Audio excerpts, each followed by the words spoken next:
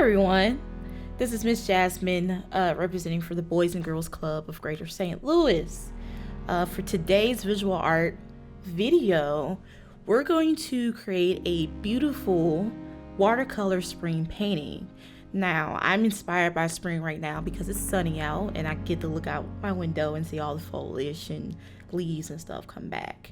Now, as we go further into this video, I'm gonna actually show you some art techniques. I'm going to show you at least 3.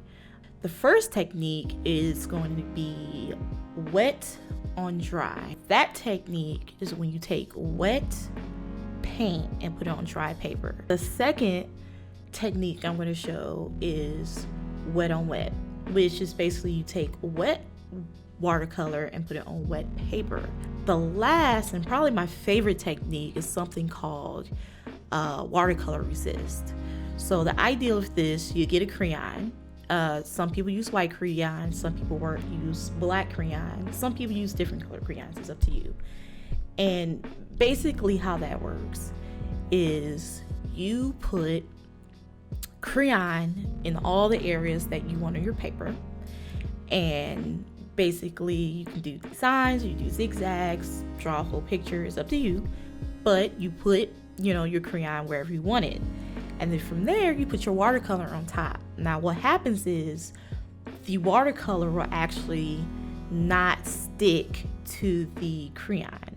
So basically, the crayon is resisting the watercolor. And it's basically due to the wax in the crayon. Wax resists water for the most part. And because we're using watercolor, and in this pigment is water, it resists basically the water in the watercolor. And basically what it does, it causes the watercolor to actually find other areas to absorb into the paper.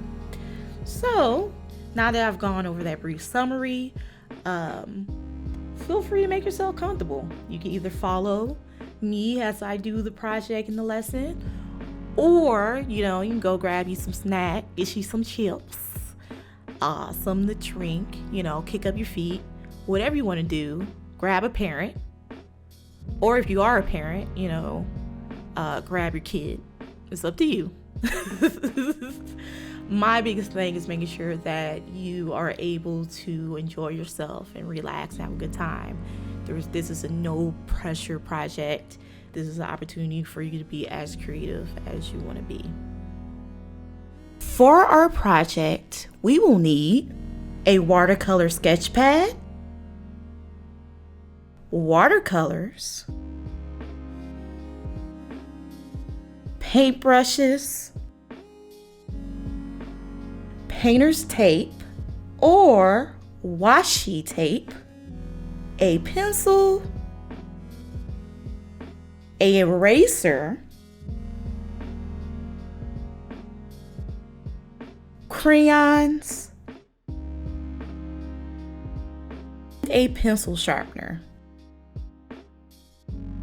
and 2 glasses of water. All right, y'all, so we're gonna get started with our project. I'm just getting set up here. We're gonna do some swatches. So as you see, I'm dipping my brush into the water, and I'm gonna demonstrate what wet on dry looks like. So basically you wet your paintbrush, get a little bit of paint, and you put on the dry paper. Now I recommend anytime you get a new set of paints, you swatch it. See, you get an opportunity to see the pigmentation and how it works with your brush and how it affects the paper, and you get a feel of how much water you need. So I recommend anytime you get a new art supply, you test it out first. I'm dipping my brush in the dirty water. You always want to clean your brush first before you dip it in another thing of color.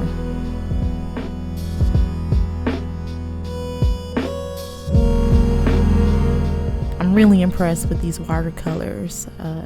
These are just typical Crayola watercolors, which do the job. You would find these in any average school setting.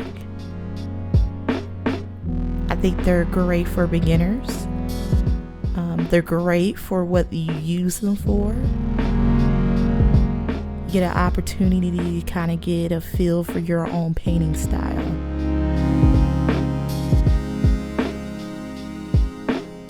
Yep, I dipped that in the clean water, and now I'm just continue swatching the rest of the colors to see how vibrant they are, how much pigmentation I will get.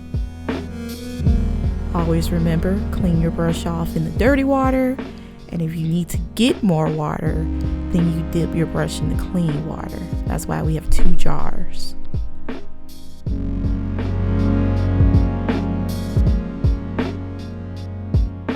Now, we're gonna swatch and do some wet on wet. We're gonna show you how you do the wet on wet technique. As you see, I'm getting some water.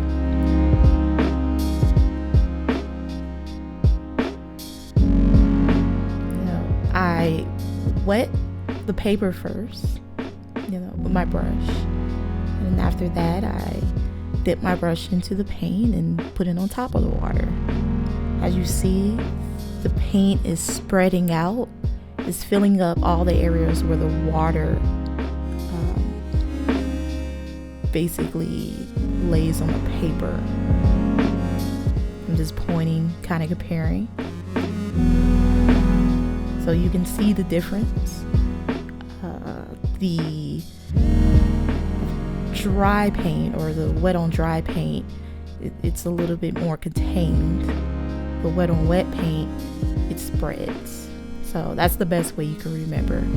If you want your paint not to really spread too much, you put wet paint on dry paper.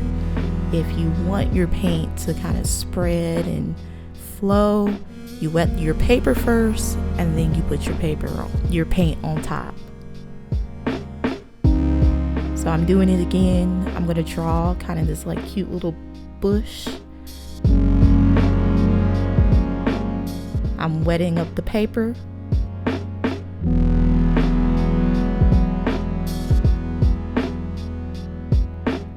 I'll go for the blue, and you see it's already kind of spreading. It's taking up place.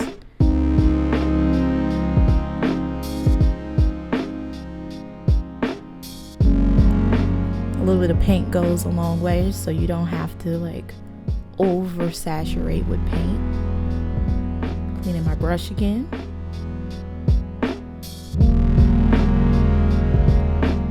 We see from a different view that I'm going to now add, I think that's purple.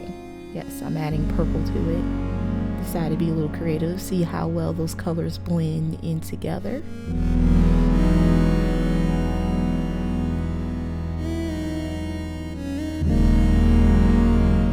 Also, I was very surprised by this watercolor paper. It is relatively affordable. It is, I will recommend this to the watercolor paper to beginners who are just kind of getting their feet wet in watercolor. This paper is great for students. Right now we're doing the color resist technique. So I have 2 swatches, one of white crayon and one of black crayon. I put watercolor on top of each. Now I am going to draw a leaf, and from there I'm going to put watercolor on top of that too. So I'm dipping my brush, going into that green, and I'm going over it. And as you see, the leaf is popping up. It's a pretty nifty technique. Good if you want to add a little texture, a little pizzazz to your artwork.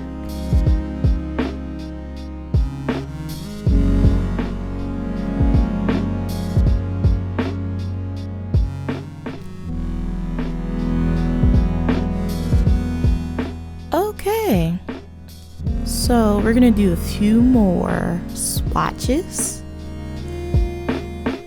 I think it is important to explain how to use the watercolors. What we're gonna do now, we're gonna show the difference between unsoaked paints and soaked paints. Now, right now I'm just labeling my paper. Basically, the top half says without soaking. And up under that, I have with soaking. So, what I mean by soaking is when you just pour a little bit of water or spray with a spray bottle, water on your paints. From there, you let it sit up for about 15, 20, 25 minutes. At this part of the video, I think I'm trying to decide which brush I'm going to use. I chose the orange one. So I'm just going to swatch as usual. At this point, these paints have not been soaked with water. So they're going to swatch normally. So you kind of get okay pigment. It's not as rich as it could be. Still a pretty red though. I like the red.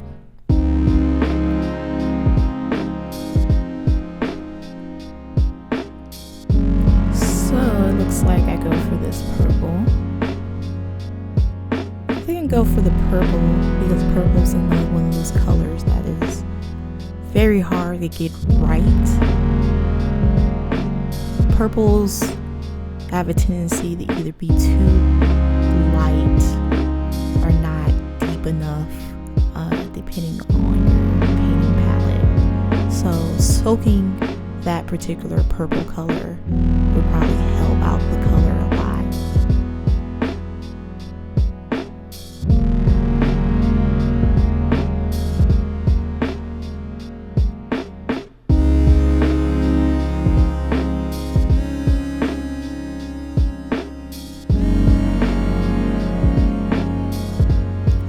Brush, exercise good habits.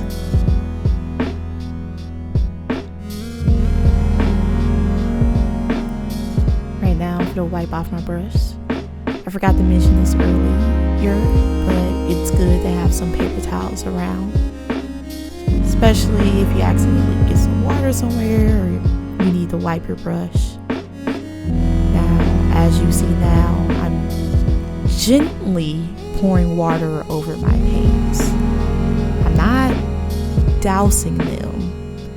I'm just putting a little bit of water on top of them. And I'm going to leave them alone and let them soak.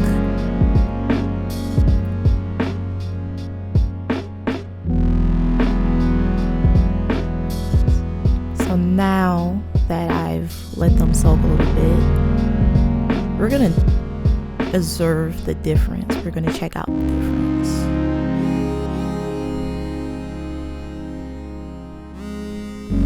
Put a little bit on my brush. You can already tell the paint is coating the brush a little bit more.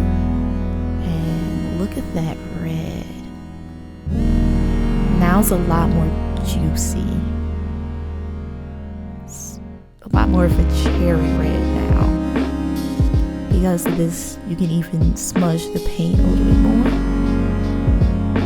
So that means you don't have to go back to your palette as much to get more paint, and you can share it out as much as you need to.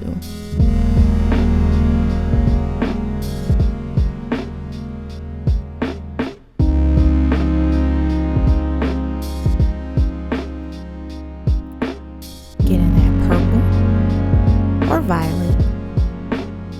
However you want to call the color, same difference. If you notice, it has the same effect. It's a lot more deep, a lot more color, a lot more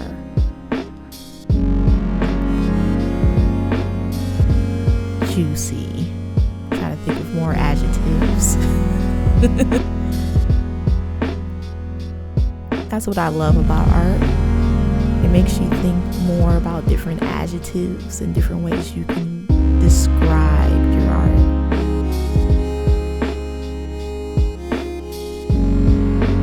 I'm finishing off with this brown. As you see, it did the same effect.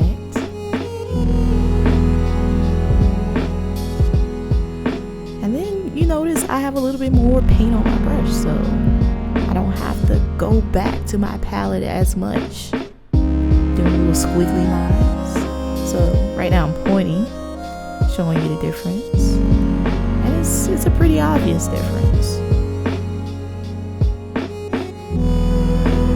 So soak your paints if you want deeper pigments. If you don't know, pigments are just another name for color.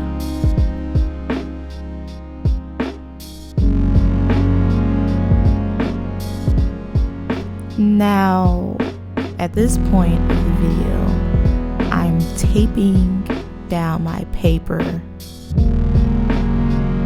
The type of tape that I'm using in this scene is called Washi Tape. It is tape that is safe to use on your paper. You can use the Washi Tape, or you can use the painter's tape. So, for the sake of this video, I'm going to use both the Washi Tape and the painter's tape. And we're going to see what actually performs better. Taping around your paper will give you a nice clean border, and it will also keep the paint from going off the edges. So if you want a nice little white frame around your painting, you tape it off.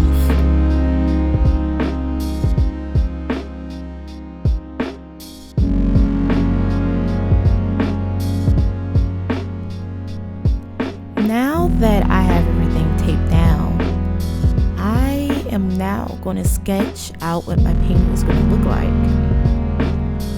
I'm just doing a simple flower sketch. 2 flowers interlapping each other. Nothing too complicated. You never want to go too complicated when you're just figuring out your materials. I'm using very simple shapes here. From this point, I'm using a white crayon, and I am just drawing simple leaves. As we saw earlier, once we start painting, those leaves will pop up because of the watercolor.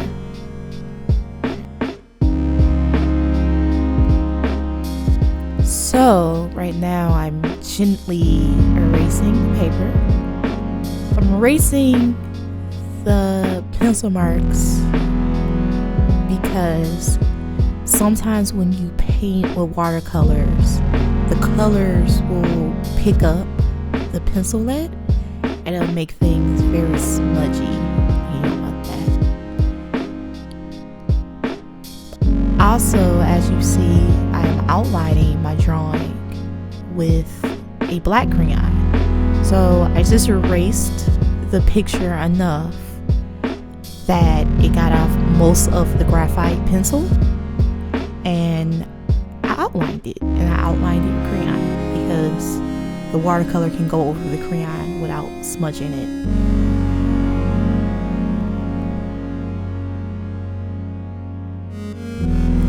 Now that the outline is done, we're going to actually get to painting, the fun part. So I'm wetting my brush, as you guys see, with the clean water. So remember, you always want to wet your brush with the clean water. And I am now going over the paper. So right now I'm illustrating the wet on wet technique. You don't want to oversaturate your paper The reason for this is because sometimes your paper will warp a little bit. Now, this particular paper isn't the thickest watercolor paper. There are thicker paper. Like I said, this is very much student grade paper, so it can only take so much water. So even with the little bit of that I am putting on this paper, it is warping a little bit, but it's not warping enough that it's gonna ruin the painting. After that, after wetting my paper, I'm just going over with a light blue wash of paint. That's some really vibrant paint. I like that blue. It's very lively. So you just kind of want to smudge that all over the paper. Like I said, a little bit of paint goes a long way. And as you see, even as we speed up the video, I haven't gone back to my palette yet. I've just basically dipped my brush into the water and I'm basically just smudging the paint out. A little cleanup, got a little messy there.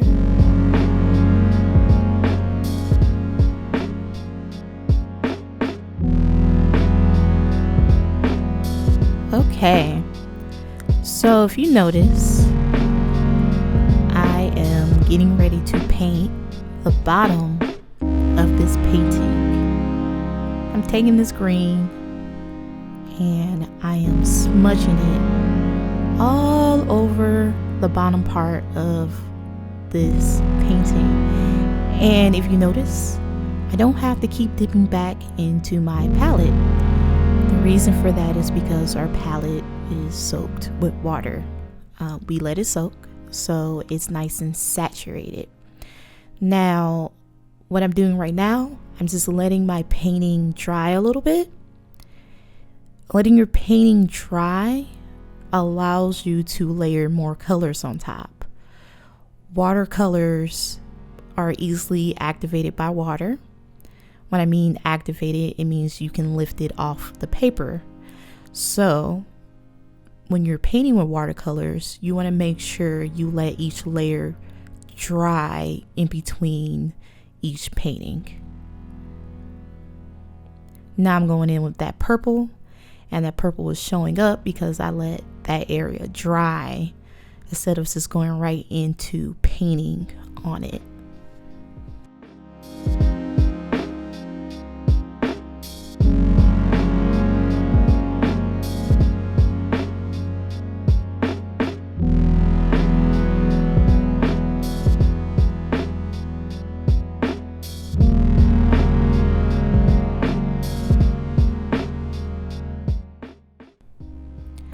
So after I kind of get my base colors down, I go back down to the bottom of the paper and I start to color my stems green. Again, the only reason this color is kind of popping out like it is because I waited for the paper to dry. Also, if you notice, this is a darker green than what is actually in the palette regularly. I am mixing colors to get these darker greens. So I mixed a blue and a green together and it gave me a darker shade of green, kind of a blue green.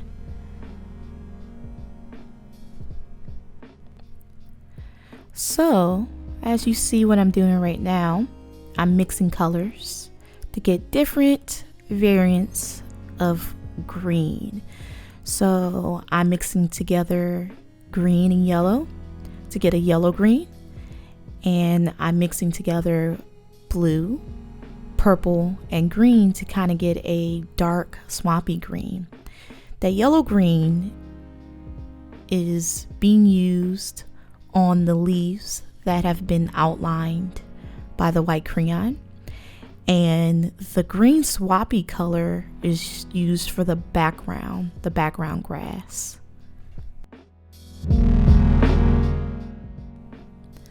So at this point of the painting, we're almost done. So right now I'm just adding little details here or there.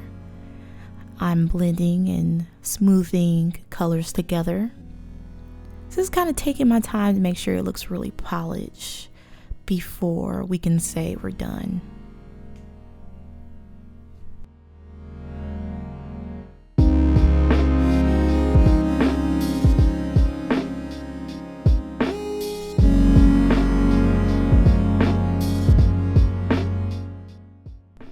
So here comes another fun part. We finally get to take off the paint. And as you see, it leaves a very clean edge to your painting.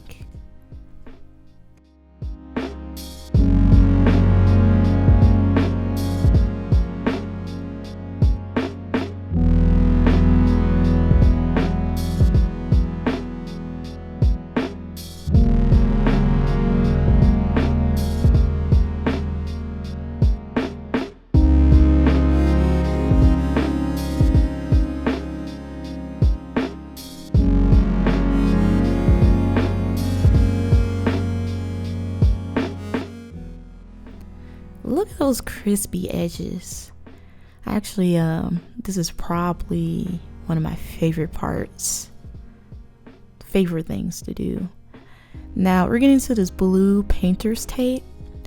I feel like the blue painter's tape did the best for us giving us a very clean edge. Now you do have to be a little bit more careful when it comes to peeling it off. But if you take your time, you get pretty good results.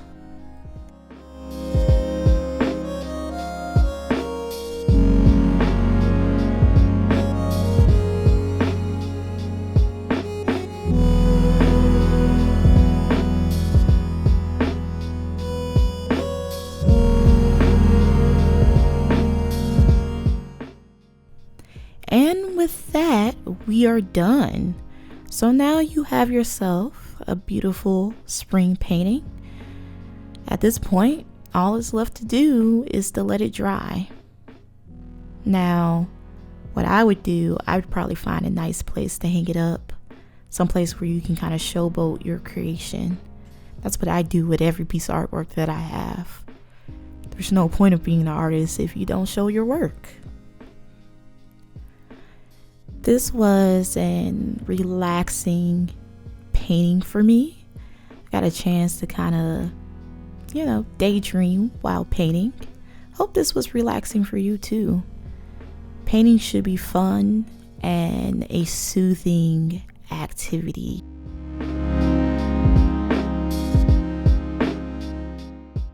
All right, guys.